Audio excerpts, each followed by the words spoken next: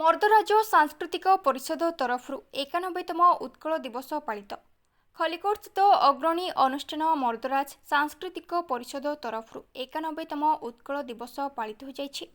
खलिकोट युवराज बंगला और केसी public school परिसर में आयोजित एक भव्य कार्यक्रम में खलिकोट तहसीलदार डी मालेश्वर पात्र मुख्य अतिथि भाव जोग देथिबा बेले मुख्य वक्ता भाव मेजर प्राध्यापक रमा रमण पाढ़ी जोगदे गंजाम जिलार हरिहर मर्दराज और तांको सुपुत्र रामचंद्र मर्दराज एवं पारलाखेमुंडी महाराजा कृष्णचंद्र गजपति प्रचंड संघर्ष ओडिशा एकत्रीकरणर मान्यता मिलिथिला।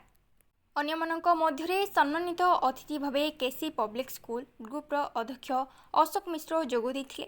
ସାଂସ୍କୃତିକ ପରିଷଦର ସମ୍ପାଦକ ଅଧିବକ୍ତା ସୁଧାଂଶୁ ଶେଖର ସାହୁ, ସ୍ୱର୍ଗତ ରାଣୀ ସାହେବା ଭି ସୁଜ୍ଞାନୀ କୁମାରୀ ଦେଓ ଖଲିକୋଟକୁ ଏକ ରାଜସ୍ୱ ଉପଖଣ୍ଡ କରିବା ପାଇଁ ସ୍ୱପ୍ନ ଥିଲା।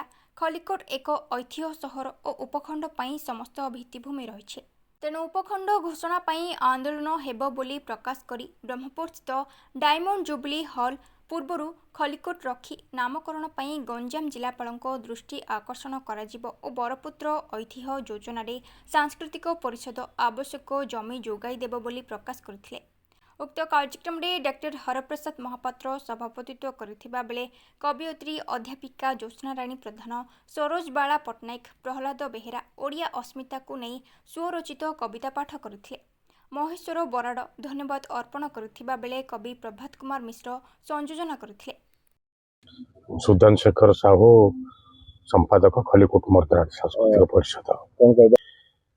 देखो खलिकोट राज परिवार स्वतंत्र उत्कल प्रदेश गठन में बड़ धरण भूमिका होता।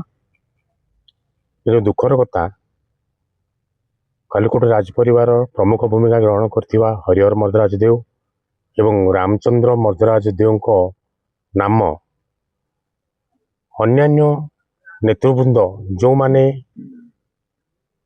स्वतंत्र उत्कल प्रदेश गठन पर काम करथिले तांको तुलन में नाम सुदूर प्रसारी हेउना ता दुखर कथा।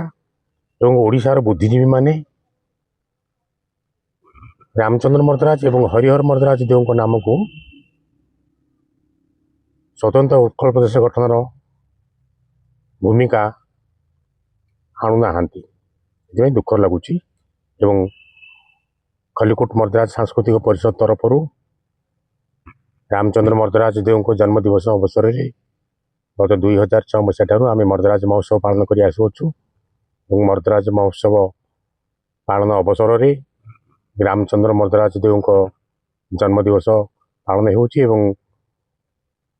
स्वतंत्र उत्कल प्रदेश गठन में रामचंद्र मर्दराज देव जो भूमिका थिला ताको आम आलोकपात करूँ, प्रचार प्रसार करूँ एवं तार फल है आम सरकार तरफ खलिकोट को रामचंद्र मर्दराज जो ऐतिह्य जन्मपीठ रूप घोषणा करागला से आम सरकार पाखे धन्यवाद अर्पण करुचु।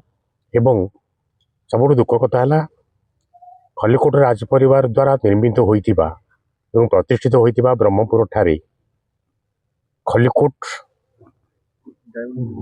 जुबली हॉल जहाँ थिला बर्तमान जहाँ डायमंड जुबली हॉल नाम नामित ताहा एकदा खलिकोट सहर ना नामित होइतिला खलिकोट हॉल बोली। किंतु किछि वर्ष तले किछि नेतृवृंद खलिकोट नाम को बाद दे केवल डायमंड जुबली हॉल भाव घोषणा करते। आमे सांस्कृतिक परिषद तरफ प्रतिवाद करुचु जे पुणी थरे डायमंड जुबली हॉल को खलिकोट जहाँ थिला पूर्व खलिकोट हॉल रूपे नामित करा जाऊ एवं खलिकोट राज परिवार अन्यतम सुयोग्य संतान बा सुयोग्य दायाद राणी साहेबा श्रीमती सुज्ञानी कुमार देव तांको दिवदशा काल से चाहूले खलिकोट को सब डिविजन मान्यता प्रदान करा जाऊ से चाहूले एवं दाबी भी करथिले।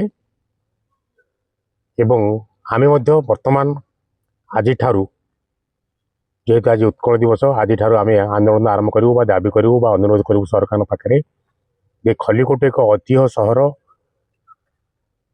खलिकोट जिला स्तरीय एवं सब डिविजन स्तरीय समस्त कार्यालय भी ये अच्छी तेणु खल्लीकोट को रेवेन्यू सब डिविजन भाव घोषणा करा जाऊ सरकार तरफ यह आम दाबी एवं अनुरोध।